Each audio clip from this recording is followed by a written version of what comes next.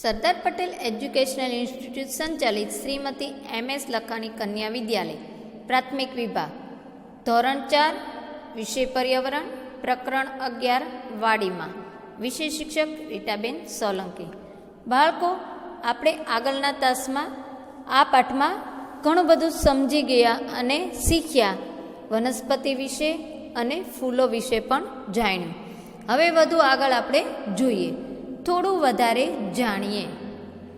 શું તમે કોઈને ફૂલો વેચતા જોયા છે? જો તમારી આસપાસ કોઈ ફૂલો વેચનાર હોય તો તેમને આ પ્રશ્નો પૂછો અને લખો. બાળકો, તમે જો કોઈ ફૂલવાળા પાસે જાઓ તો તમે તેમને આ પ્રશ્ન પૂછી શકો છો, તેઓ કયા કયા ફૂલો વેચે છે? તો કે તેઓ ગુલાબ, ગલગોટો, મોગરો, જાસૂદ વગેરે ફૂલો વેચે છે. તેઓ આ ફૂલો ક્યાંથી લાવે છે? તો કે તેઓ આ ફૂલો પોતાના બગીચામાંથી અથવા તો ફૂલ બજારમાંથી લાવે છે. લોકો ફૂલો શા માટે ખરીદે છે? તો કે લોકો છે એ ભગવાનની પૂજા માટે, ઘરની સજાવટ માટે, પોતાના માટે શણગાર એટલે કે વેણી, હાર, ગજરા માટે અને વિવિધ સજાવટો માટે લોકો છે એ ફૂલો ખરીદે છે. ફૂલો વેચનાર ફૂલો કયા રૂપોમાં વેચે છે? આ ચિત્ર જુઓ. તમે જોયેલા ફૂલો સામે નિશાની કરો. બાળકો, અહીં ઘણા બધા ફૂલો આપેલા છે, એમના ચિત્રો છે. તમે કયા કયા ફૂલો જોયા છે તે તમારે જોવાનું છે. તો કે ફૂલ છે એ તમે આ રીતના પણ જોયું છે, ગુલદસ્તામાં જોયું છે, ફૂલો ટોપલામાં જોયા હશે, સજાવટ માટે છે, રંગોળીમાં હોય છે, ગુલદસ્તા તરીકે પણ ફૂલો આપણને જોવા મળે છે. આ સિવાય ફૂલનું કોઈ બીજું રૂપ તમે જોયું છે? તો કે હા, ગજરા, વેણી અને ગુલદસ્તામાં જોયેલું છે. કેટલાક ફૂલો અલગ અલગ રૂપમાં ઉપયોગમાં થાય છે, જેમ કે ગુલાબ અને ગલગોટો હાર બનાવવામાં ઉપયોગી છે અને છૂટક પાંખડીઓ પણ વપરાય છે. આ અલગ અલગ રૂપના ફૂલોની કિંમત આપણે શોધવાની છે. જેમ કે એક ફૂલ હોય એ આપણને 5 રૂપિયામાં મળી શકે, એક હાર હોય તો તે 20 રૂપિયામાં મળી, અને એક પુષ્પગુચ્છ હોય તે 50 રૂપિયાથી શરૂ થતું હોય છે. ફૂલો વેચનાર પુષ્પગુચ્છ કે ફૂલોની જાળી કોઈની પાસેથી બનાવતા શીખ્યા છે? કોની પાસેથી? તો કે હા, આ ફૂલો વેચનાર છે તેઓ પુષ્પગુચ્છ કે ફૂલોની જાળી બનાવવા પોતાના વડીલો પાસેથી શીખ્યા છે. તેમના કુટુંબના બીજા કોઈ સભ્યો આ કામ કરે તેવું તે ઈચ્છે છે? કેમ? તો કે હા, તેમના કુટુંબના સભ્યો આ કામ કરે તેવું ઈચ્છે છે, કેમ કે આ કામ બહુ મહેનતવાળું હોતું નથી અને ફાયદો પણ હોય છે, અને આ કામ દ્વારા તેઓ ઘણું બધું જાણી અને શીખી શકે છે. ચાલો પ્રવૃત્તિ કરીએ. 4-5 મિત્રોનું એક જૂથ બનાવી પ્રવૃત્તિ કરો. વૃક્ષ કે છોડ પરથી પડી ગયેલા ફૂલો વર્ગમાં લાવીએ. આ ફૂલો જૂના સમાચાર પત્ર વચ્ચે એકબીજાને અડે નહીં તેવી રીતે ફેલાવી દો. હવે સમાચાર પત્ર એટલે કે છાપો બંધ કરી એના ઉપર થોડો વજન મૂકો. ફૂલો સુકાઈ ન જાય ત્યાં સુધી દબાવી રાખો. ત્યારબાદ બધા ફૂલો સાચવીને લઈ લ્યો અને તમે સ્કેચબુક એટલે કે તમારી ડ્રોઈંગ બુકમાં ફૂલ પોથી તૈયાર કરો. તમે સુકાયેલા ફૂલોનો સુંદર કાર્ડ બનાવવામાં પણ ઉપયોગ કરી શકો છો. બાળકો, આ જે ફોટો છે તે આ જ રીતના પ્રવૃત્તિ દ્વારા બનાવેલો છે. તમે પણ ઘરે આ રીતની પ્રવૃત્તિ છે એ કરી અને સુકાયેલા ફૂલોમાંથી કાર્ડ અને અન્ય વિવિધ વસ્તુઓ તમે બનાવી શકો છો. રતન તો વાડીમાં આગળ ને આગળ ચાલતી જ જાય છે. ખેતરના એક ખૂણે તેણે થોડાક માણસોને એક ક્યારામાં ઘાસ સાફ કરતા જોયા. તેણે પણ ત્યાં જઈ ઘાસ ખેંચવાનું ચાલુ કર્યું. શું થયું ખબર છે બાળકો? તેના નાજુક હાથ ઘાસ ખેંચવાને લીધે લાલ થઈ ગયા. ત્યાં ઘાસ ખેંચતા કેટલાક મૂળ પણ ખેંચાઈ આવ્યા. શું તમે કહી શકો કે બધા જ છોડને મૂળ હોય છે? તો કે હા બાળકો, બધા જ છોડને મૂળ હોય છે. તમારી આસપાસ થોડા વૃક્ષો અને છોડ જુઓ, તેમના મૂળ કેટલા ઊંડા ફેલાયેલા છે, અનુમાન કરો. હા બાળકો, છોડ છે એમના મૂળ છે એ બહુ ઊંડે સુધી ફેલાયેલા હોતા નથી, જ્યારે વૃક્ષોના મૂળ છે એ જમીનમાં ઊંડે સુધી ફેલાયેલા આપણને જોવા મળે છે.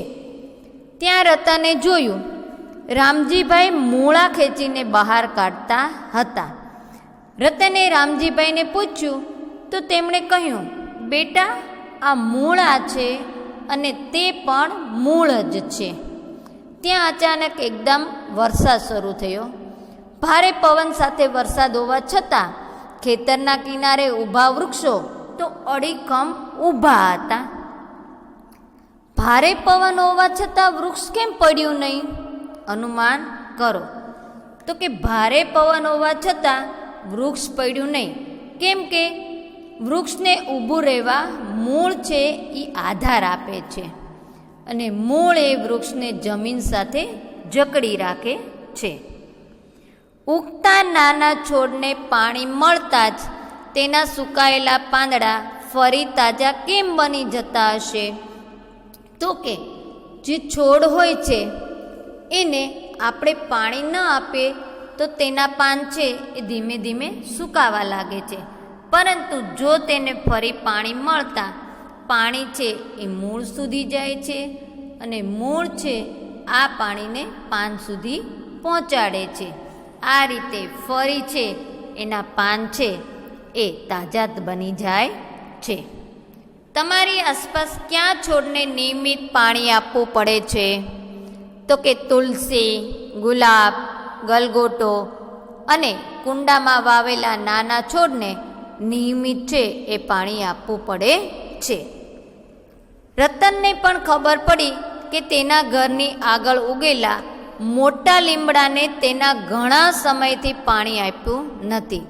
તેણે વિચાર્યું તો તે લીમડો ક્યાંથી પાણી મેળવતો હશે? હા બાળકો, તમને પણ ઘણીવાર એવો પ્રશ્ન થાય છે કે આપણે નાના છોડને પાણી આપીએ છીએ, પણ જ્યાં મોટા વૃક્ષો હોય છે તેઓ પાણી ક્યાંથી મેળવતા હશે? તો કે તેઓ છે એ મૂળ છે જમીનમાં ઊંડે સુધી જતા હોય છે અને મૂળ છે એ જમીનમાંથી પાણી શોષે છે અને ઉપરના ભાગ સુધી પહોંચાડે છે. તમારી આસપાસના કયા વૃક્ષને નિયમિત પાણીની જરૂર નથી? તે પાણી ક્યાંથી મેળવે છે? તો કે આપણી આસપાસ લીમડો, પીપળો, આંબો, ગુલમોહર વગેરે જેવા વૃક્ષો હોય છે જેને નિયમિત પાણીની જરૂર નથી. તેઓ પોતાના મૂળ દ્વારા પાણી છે એ લે છે. બાળકો, અહીં આપેલા ચિત્રમાં ગાજર, મૂળો અને બીટ એ મૂળ છે. બાળકો, અહીં ગાજર, મૂળા, બટાટા, આદુ, લસણ, ડુંગળી, શક્કરિયા વગેરે છે એ જમીનની અંદર થતા શાકભાજી છે તે તમને અહીંયા દેખાડવામાં આવ્યા છે. તમારે પણ તેનું અવલોકન કરવાનું છે. બાળકો, હજુ પાઠમાં આપણે આગળ જોઈએ તો રતને હવે છોડ વિશે વધુ ને વધુ પ્રશ્ન થવા લાગ્યા. તેણે શાળાની દિવાલમાંથી છોડને ઉગતો જોયો. તેને આશ્ચર્ય થયું. તેણે વિચાર્યું, આ છોડના મૂળ કેટલા ઊંડે જતા હશે? હા બાળકો, કોઈ પણ છોડ દિવાલ ઉપર તમે જુઓ તો તમને પણ પ્રશ્ન થશે કે આ છોડ છે એના મૂળ છે એ કેટલા ઊંડે સુધી જતા હશે? તો કે આ છોડ હોય તેમના મૂળ છે એ બહુ ઊંડે સુધી જતા નથી. મૂળને પાણી કેવી રીતે મળતું હશે? તો કે મૂળ છે એ દિવાલની અંદર જે ભેજ રહેલો હોય છે તેની અંદરથી પાણી મેળવે છે. હજુ આપણે આગળ જોઈએ તો આ છોડ કેટલા મોટા થતા હશે? તો કે આ છોડ છે એ બહુ મોટા થતા નથી. આ દિવાલનું શું થતું હશે? તો કે આ દિવાલ છે બહુ લાંબા સમય પછી થોડી નબળી પડવા માંડે છે. બાળકો, તમે પણ આવી રીતના કોઈ છોડને ઉગેલો જોયો હશે. તમે આવી રીતે દિવાલની તિરાડમાંથી છોડને ઉગતો જોયો છે? તો ક્યાં જોયો છે અને તે છોડનું નામ શું છે તે તમે તમારી યાદીમાં લખી શકો છો. રતને ખેતરના શેઢે એક મોટું ઝાડ રોડ પર પડેલું જોયું.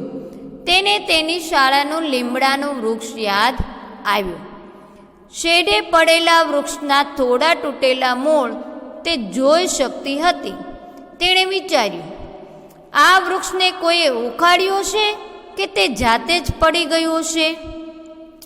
તો કે ના, આ વૃક્ષને કોઈએ ઉખાડ્યું નથી. પવનના લીધે તે જાતે જ પડી ગયેલું છે.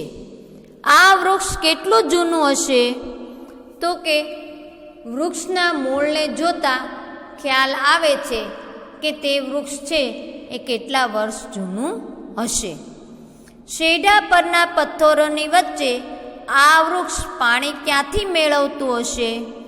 તો કે આ વૃક્ષ છે એ જમીનમાં ઊંડે સુધી ફેલાયેલા મૂળ દ્વારા પાણી મેળવતું હશે.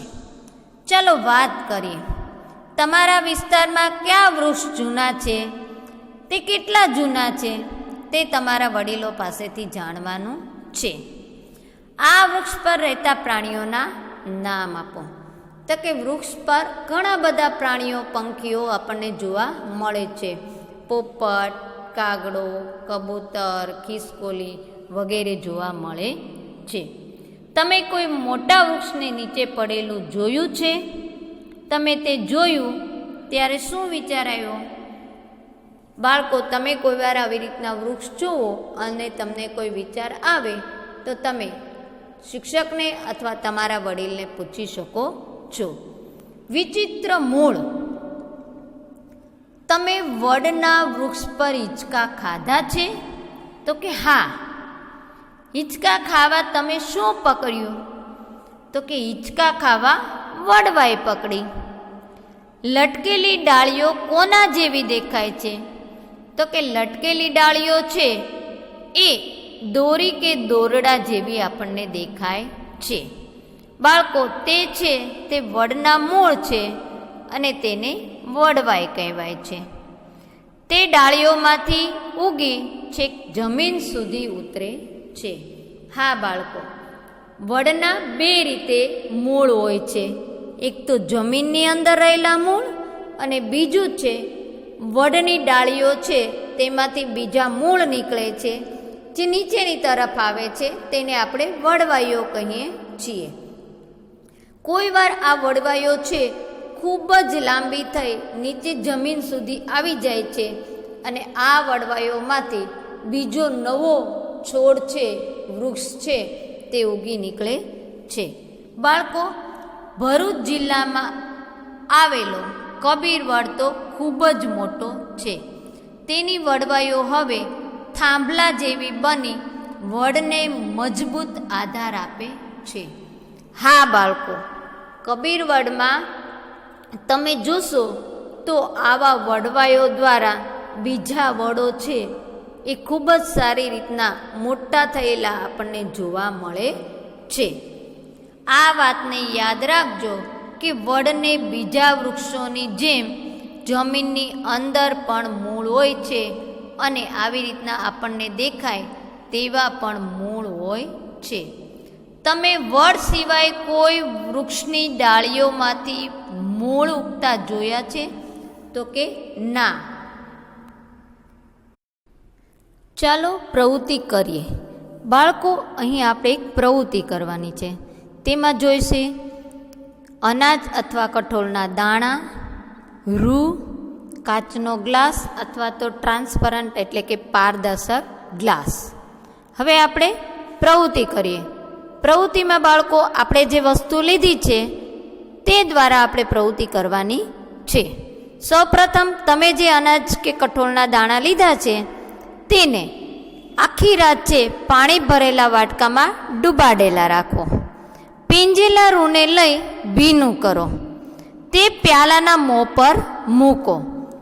તેના મોં પર રબર બેન્ડ અથવા તો દોરીની મદદથી કસીને બાંધી લ્યો. ડૂબાડેલા બીજ પાણીમાંથી કાઢી અને રૂ પર મૂકો. તમારે ધ્યાન રાખવાનું છે કે રૂ સુકાઈ જાય નહીં. હવે પછીના 10 કે 12 દિવસમાં થતા બદલાવનું અવલોકન કરો. તમે જોયું કે બીજમાંથી અંકુર બહાર આવી ગયો. ચોથા અને 8મા દિવસે તમે જે અવલોકન કરેલું છે તેનું ચિત્ર છે તે તમારે પાઠ્યપુસ્તકમાં દોરવાનું છે. બીજને ડૂબાડ્યા પછી તેમાં શું બદલાવ આવ્યો તેનું તમે અવલોકન કર્યું. તેને સૂકા બીજ સાથે સરખાવો અને લખો. બાળકો, સૂકા બીજ અને આપણે જે પલાળેલા બીજ છે તેમાં ભેદ આપણને જોવા મળે છે. સૂકા બીજ છે એનું કદ નાનું આપણને જોવા મળે છે, જ્યારે આપણે ભીના એટલે કે પલાળેલા બીજ છે તેનું કદ આપણને મોટું જોવા મળે છે અને વજનમાં પણ હલકું જોવા મળે છે. જો રૂ સુકાઈ જાય તો શું થશે? જો બાળકો, આ રૂ છે એને તમારે થોડા વારે થોડી મિનિટે તમારે એના પર પાણીનો છંટકાવ કરતો રહેવો પડશે. જો રૂ સુકાઈ જાય તો આ બીજને પાણી મળશે નહીં અને પાણી ન મળવાથી બીજ અંકુરિત થશે નહીં. મૂળ કઈ દિશામાં ઉગે છે અને પ્રકાંડ? તો બાળકો, આપણે જોઈએ, મૂળ છે એ નીચેની બાજુ આપણને જોવા મળે છે, જ્યારે પ્રકાંડ છે એ ઉપરની બાજુ જાય છે એ આપણને જોવા મળે છે. મૂળ હંમેશા નીચેની દિશામાં અને પ્રકાંડ હંમેશા ઉપરની દિશા તરફ વૃદ્ધિ પામે છે. રૂના ટુકડામાં છોડ કેટલો ઉગે છે? રૂના ટુકડામાં છોડ છે એ બહુ મોટો થતો નથી, અંકુરિત થાય છે એટલો ઉગે છે. બધા બીજમાંથી નાના છોડ બહાર આવ્યા? તો કે ના, બધા બીજમાંથી નાના છોડ બહાર આવશે નહીં, કેમ કે ઘણા બધા બીજ એવા હોય છે જે અંકુરિત થતા નથી, એટલા માટે. મૂળનો રંગ કેવો છે? તો કે મૂળનો રંગ તમે જોઈ શકો છો, સફેદ રંગનો હોય છે. તમે મૂળ પર કોઈ રેસા જોયા છે? તો કે હા, અહીં તમને મૂળ પર બીજા નાના તંતુઓ જોવા મળે છે. રૂમાંથી નાનો છોડ ખેંચીને કાઢવા પ્રયત્ન કરો. તમે તેને ખેંચી કાઢવા સક્ષમ છો? તો કે ના, રૂથી છોડ છે એ ઝડપથી છૂટો પડશે નહીં, કેમ કે તેના મૂળ છે એ રૂ સાથે જકડાયેલા હોય છે અને રૂ સાથે ચોંટી ગયેલા હોય છે. તમે જોયું રૂને મૂળ કેવી રીતે જકડી રાખે છે? હવે તમે વિચારો, મૂળ જમીનને પણ આ જ રીતે જકડી રાખે છે. તમારા મિત્રએ ઉગાડેલા છોડને પણ તમે જોઈ શકો છો. બાળકો, આ પ્રવૃત્તિ છે એ તમે કરી જ છે. જેમ કે તમે વ્રત રહ્યો છો ત્યારે તમે જુવારા ઉગાવો છો, ત્યારે તમે આ બીજને વાવો છો, તેને અંકુરિત થતા જુઓ છો અને તેની અંદરના મૂળ પણ તમે જુઓ જ છો. શું ઉગ્યું? આરીફા અને રૂપાલીએ ઉપરની પ્રવૃત્તિ કરી. તેમણે ધરું ઉગેલું જોયું. જ્યારે પૂછવામાં આવ્યું તેમણે શું ઉગાડ્યું, ઉગેલી વસ્તુ વિશે તેમની પાસે અલગ જ યુક્તિ હતી. કઈ વસ્તુઓ ઉગશે? અહીં આરીફાની યાદી છે અને રૂપાલીની પણ યાદી છે. આપણે પ્રથમ જોઈએ આરીફાની યાદી. પાંદડા, લીંબોળી, કળી, કુરકુરિયું, ખીલ્લીઓ અને માછલી. જ્યારે રૂપાલીની યાદીમાં આપણે જોઈએ તો ચાંદો, વૃક્ષ, વાળ, તરબૂચ, મચ્છર અને કાગડો. ચલો, આ યાદીમાંથી શું ઉગશે? તો કે આરીફાની યાદીમાંથી પાંદડા, લીંબોળી, કળી એટલી વસ્તુ છે એ ઉગે છે. જ્યારે રૂપાલીની યાદીમાં વૃક્ષ, તરબૂચ અને સાથે સાથે આપણા વાળ પણ ઉગે છે. બાળકો, તમે જે વસ્તુઓ ઉગે છે તેની તમારી પોતાની યાદી બનાવો. તમે પણ આ રીતના તમે જે વસ્તુ ઉગેલી જોઈ છે તેની યાદી બનાવી શકો છો. તમારા વિશે વિચારો. સમયની સાથે સાથે તમારા પણ બદલાવ આવે છે. આપણામાં પણ બાળકો બદલાવ આવતો જોવા મળે છે. જેમ કે તમે નાના હો ત્યારે તમારી ઊંચાઈ છે, વજન છે, એ અને અત્યારની ઊંચાઈ અને વજનમાં પણ ફેર જોવા મળે છે, બદલાવ આવેલો જોવા મળે છે. તમે તમારા નખ ક્યારેય કાપ્યા ન હોય એવું અનુમાન કરો. તે કેવા દેખાય છે? જો બાળકો, નખ વધે તો આ રીતના દેખાય. તમે પણ આ રીતનું છે એ ચિત્ર દોરી શકો છો. તો બાળકો, આપણે આ પાઠમાં વનસ્પતિના ભાગો, વનસ્પતિના પ્રકારો, વનસ્પતિમાં પ્રકાંડ, મૂળ, ફૂલ, પાન, ફળ વગેરે વિશે માહિતી મેળવી.